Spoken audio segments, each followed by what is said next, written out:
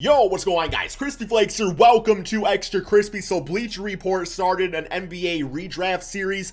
For today's video, we are going to be reacting to the 2016 NBA redraft. Then later on, I'm actually going to post 2017, so we'll be all caught up because they've done two of them so far. I imagine they're going to go farther with this. So yes, we're actually at the bottom of the article because apparently at the top they start with like the 30th pick, which that's not how drafts work, so I wanted to start with the first pick and go from there. So I closed my bitch ass eyes and I scroll down and we are all here, man. So yes, 2016 NBA draft, that was like, you know, Ben Simmons, Sabonis, other basketball players that we're going to cover here in this, everything, man. So let me know in the comment section below, who do you think should be the first pick in the 2016 NBA draft? Who do you guys think it should be, man? Let's go get going on this. And yeah, also on main channel Crispy Flakes, I'm doing a rebuild series, so if you're interested in that, go check out Crispy Flakes.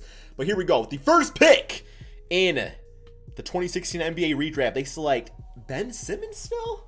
Okay, man, you all know I'm not like the biggest Ben Simmons hater out there. I also recognize if there was a redraft, I don't think I'm taking Ben Simmons number one. Isn't like Jaylen Brown still available? Yeah, De'Aaron Fox was next season, I think. Was the next draft class. So yeah, I gotta see who else. I mean, I kind of forgot. So I'm just like, I know like for a fact, like if Jaylen Brown was on the 76ers right now, I think they'd be a better team. I really do. I really do, man. So, okay. Not a great start. With the second pick in the 2016 NBA redraft, we got a selection of Jamal Murray, man. Jamal Murray, originally picked number 7. This one's a little, interesting. I am a big Jamal Murray fan. I have nothing against him. I don't think he's made an all-star team, though. So it's just kind of weird going with like a guy that's not made the all-star team at the number 2 pick. That's no disrespect to him. You could argue that he should have been in all-star teams by now. But just seems, I'm thinking more like that 3rd or 4th pick type of range, right? But nonetheless, I'm hoping he comes back healthy from injury and everything like that. So, okay. With the 3rd pick in the 2016 NBA redraft, Bleacher Report selects, okay, we've got Jaylen Brown, who was originally picked number 3. I do think he's one of the most underrated players in the NBA. He got roasted like crazy when he signed his extension. People were like, he don't deserve his money. And at the time, you probably could have argued that, right? You could have said, okay, well, maybe it's a little premature. So a lot of players in the NBA could have took that contract and just gave up. Jaylen Brown decided to dig deep and get even better. And now that contract is an absolute steal, right? So I really respect Jaylen Brown quite a bit because of that. But, okay, I'm personally probably taking him number 1, number 2. I really am. Okay, with the 4th pick in the 2016 NBA redraft, we have Domantas Sabonis, who was originally picked 11th, and I think he was originally, was he on the Magic? And then he was part of the Oladipo trade and sent him to the Thunder. Maybe, I think I might have that backwards. I don't remember, man. But regardless, Sabonis, very skilled, big guy in the NBA. It's always fun watching him like in the skills competition. Absolutely destroys it over there. So yeah, definitely a guy that was most definitely slept on in the NBA draft. 4th, that seems okay. That seems okay. Also an all-star player, you know, with all due respect there. So that feels nice. Okay, I like that. So that's by the Phoenix Suns. I've not actually even been paying attention to the team's drafting. So yeah, it would be Philly still taking Ben Simmons, which is just weird to think about in a redraft. Because he don't want to be there right now, so why would you redraft him, right? All things considered. Lakers, Jamal, Boston Celtics, and we got the Phoenix Suns with Sabonis. Okay, so 5th pick, we have Minnesota T-Wolves taking Brandon Ingram, who was originally picked 2nd. I don't see any reason why he should have fell out of the top 3 in this redraft. Most improved player, just all around a great basketball player. I like him on Minnesota. That's actually pretty interesting, but yeah, I don't think Ingram's really given us any reason to fall out of the top 2 that he was originally selected, right? So, because even I like him on like the 76ers, you know? I like him on the 76ers. All right, next up, we do have Pascal Siakam going number 6 to the New Orleans Pelicans, originally picked number 27. So I actually do like the respect to Pascal here.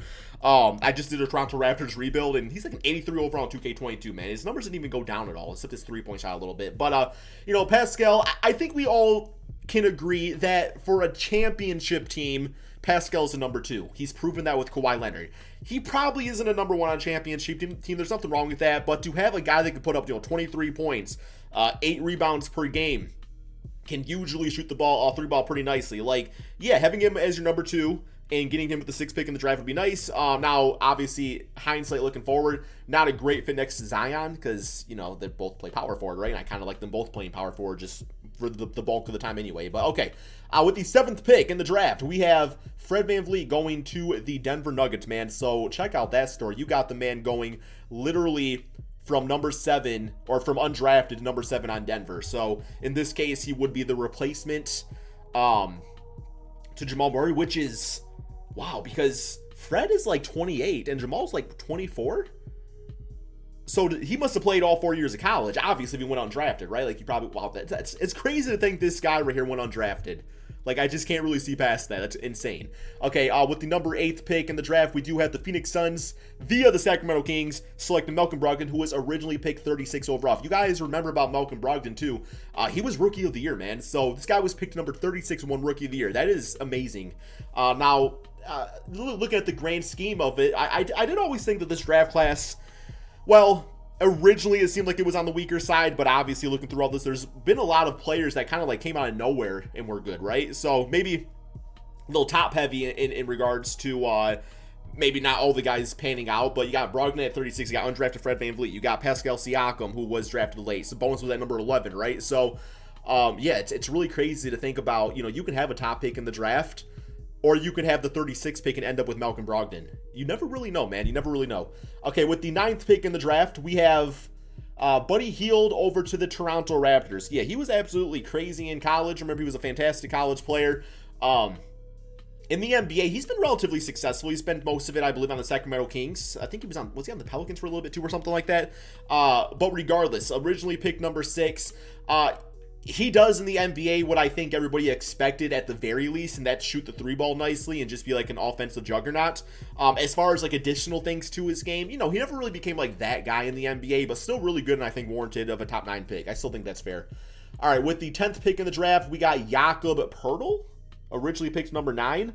Now, I know people always said I disrespect Jakob Poeltl. I recognize what Jakob is. He's a great defensive center with limited offense. The offense could maybe get better in time. I got to see who else was picked ahead of him, though, because I think they're doing, like, the lottery in this only, so fell down space in this point. So, number 10, Jakob Poeltl. Okay, let's go ahead and move on to the 11th pick in the draft, which is going to be, oh, here we go. They're going to go slower with it. No pictures for these guys. So, we got OKC taking DeJounte Murray. Both these guys literally play together, being Jakob and DeJounte's the better player on the team. So in what world is he going to fall under Jakob in a redraft? That's stupid, man. DeJounte is a better basketball player than Jakob. And you can't call me the Spurs here, because I'm a bitch-ass Spurs, man! Sorry, just, DeJounte's a better basketball player. He is.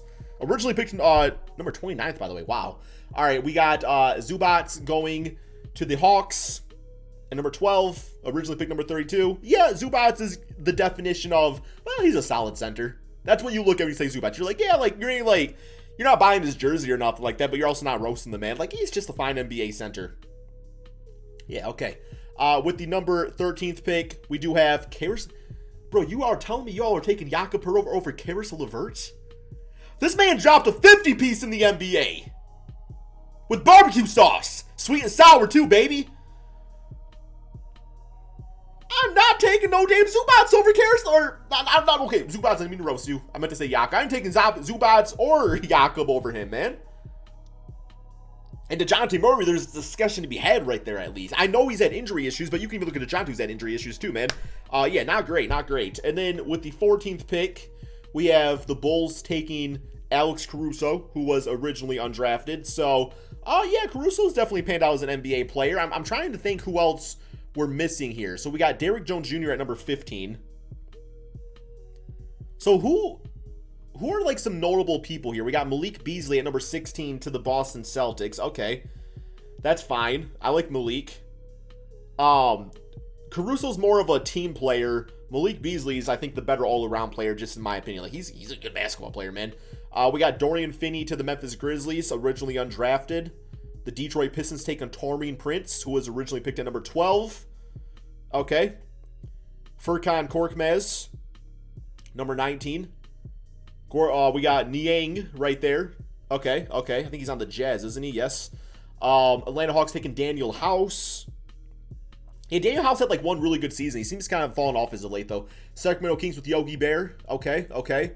David Nwaba to the Boston Celtics. Chris Dunn falling all the way at number 24. Was originally the 5th pick in the draft to the 76ers.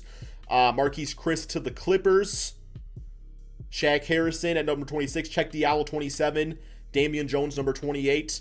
Okay, I would say all things considered, this actually did kind of like play out pretty nicely. This did actually kind of play out pretty nicely. So, a few that I definitely do disagree with, but not the worst. It's not the worst thing out there. Was there any players that were missed where you're just okay, like what happened to Michael Jordan? Wasn't Michael Jordan picked like number 8? Like, why is he not on this list? Is there any players like that? Probably not. But that's all we got for this video, man. Thank you all so much for watching. 2017 will be out later. That's all we got. Peace out, my friends.